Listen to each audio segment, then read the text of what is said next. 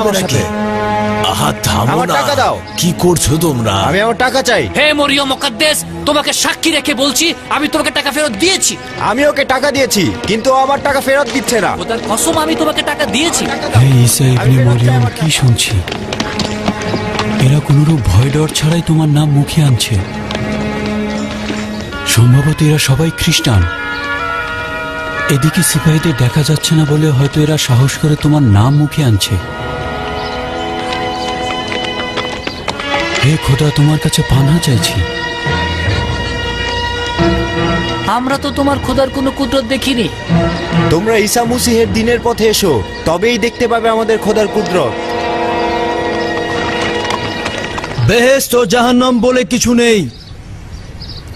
বেহেশত একটা শান্তির কল্পনা মাত্র। যারা শান্তির আশায় এখন কষ্ট সহ্য করে যাচ্ছে, তারা মৃত্যুর পর এসব কিছুই পাবে না। মৃত্যুর পরে একজন মানুষের প্রাণহীন পচে যাওয়া দেহ কিভাবে জীবিত করা যায় আপনারাই বলুন। মৃতদেহের মধ্যে নাকি আবার জীবন ঢুকে দেওয়া হবে। এটা একজন বিবেকবান ব্যক্তি কিভাবে মেনে নেবে?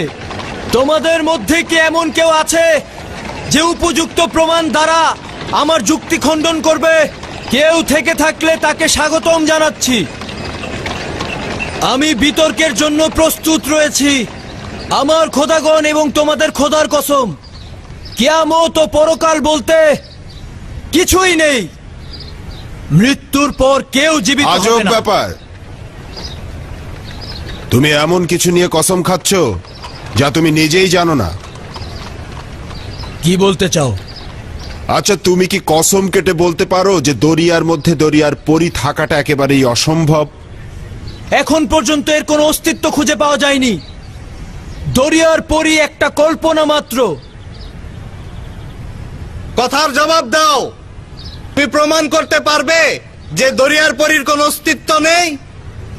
না, আমি তো সমস্ত দরিয়া খুঁজে দেখিনি, কিন্তু এটা যে আছে তা তো কেউ প্রমাণ করতে পারেনি। আচ্ছা, তুমি কি ভিন্ন কোনো দুনিয়া থেকে এখানে এসেছো? না, ভিন্ন দুনিয়া বলতে কিছু আছে তা আমি বিশ্বাস করি না। বুঝলাম, তুমি ভিন্ন কোনো দুনিয়া থেকে আসোনি। আচ্ছা, অন্য কোনো জগতের কোনো মুসাফির বা কোনো সাক্ষীর সাথে কি তোমার মোলাকাত হয়েছে? না, আমি বিশ্বাস করি না এমন কোনো অস্তিত্ব বিরাজমান আছে, এবং কল্পনাও করি না এমন কোনো সত্তার অস্তিত্ব রয়েছে।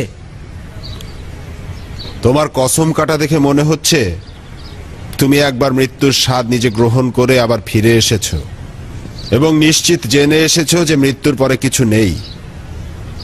আর মৃত থেকে জিন্দা হওয়া কোনো ব্যক্তির সাথে মোলাকাত করে তার উদ্ধৃতি দিচ্ছ। আমি বিশ্বাস করি যে মানুষ মরে গেলে পচে যায়, মৃত মানুষ কখনো জীবিত হয় না, আর এটাই চরম সত্য। তার চেয়ে এটা বলো যে আমরা মৃত ব্যক্তির জিন্দা হওয়া দেখিনি।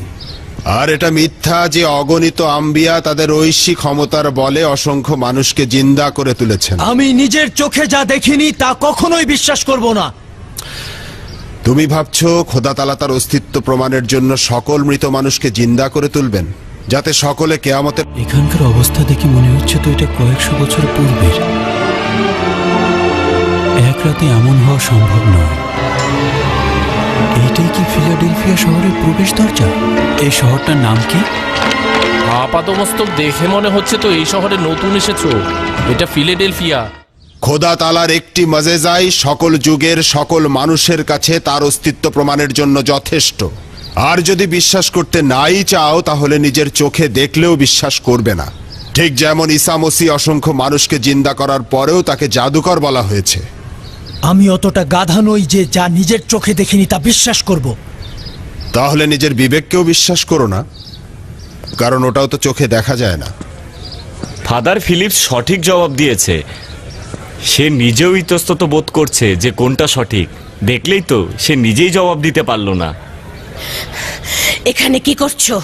চলো চলো যাই। আসুন আসুন, ওই যে ওইদিকে কুপুরি ও শেরিকি কথাবার্তা বলছে। আসুন আসুন, এইদিকেই আসুন। হ্যাঁ হ্যাঁ, ওই যে দেখুন, ওই যে সরে যাও, সরে যাও, সরে যাও। এসো। আমাকে এসো। কোথায় নিয়ে যাচ্ছ? এসো। ছেড়ে দাও বলছি। চলো। আমি তো ভুল বলিনি, আমি সত্য বলেছি। ছেড়ে দাও, ছেড়ে দাও আমাকে, আমাকে ছেড়ে দাও। কোথায় নিয়ে যাচ্ছ আমাকে?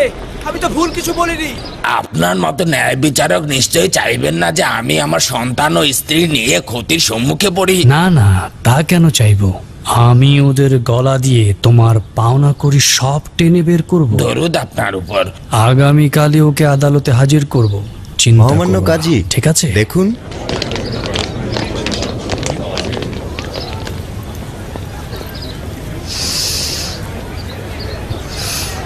কি হয়েছে? এই লোকটি মূর্তি ইবাদতকারী তাবলিগ করছে।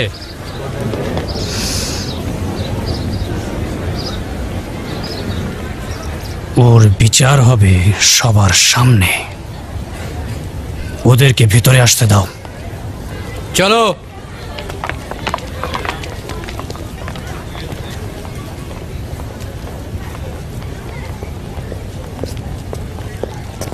কি এমন ঘটে গেল যে মূর্তি ইবাদতকারীরা তাবলিগ করার অনুমতি পাচ্ছে না?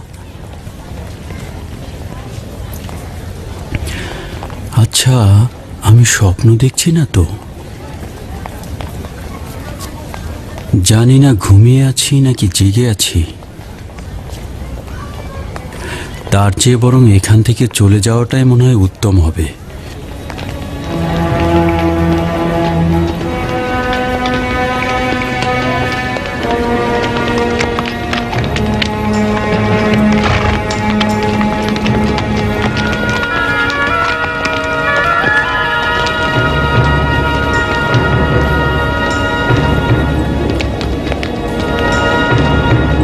এটা তো গির্জাই মনে হচ্ছে। কাউকে জিজ্ঞেস করি। একটু শুনবেন, এটা কিসের ইবাদতখানা? এটা কি সেই গির্জা যেখানে ইহুদি গোষ্ঠী ইবাদত করে? ভাই, এটা হযরত ঈসা মসিহের অনুসারীদের গির্জা।